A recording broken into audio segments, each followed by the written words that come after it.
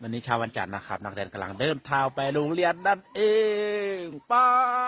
อยากไปโรงเรียนแต่เช้าแท้5 กับ 6 โมงซื่อเฮียนไปอย่างละใครอ๋อยานเรียนยานเนี่ยว้ายดีน้องมุ่นว้าเขาเรียนยานดีครับเริ่มยาไปโรงเรียนละประมาณ4-5 โลเขาต้องเรียนเนาะทุกคนโรงเรียนพูดอยู่พุ่นเรียนปอมือวันนี้เรียนมอใดมาเจ๊มอยากมุ่นมอยากมุ่นไปโรงเรียนเปิดย่างไปโรงเรียนดิ6 โมงก็ย่างไปแล้วยังบ่ฮอด7 โมง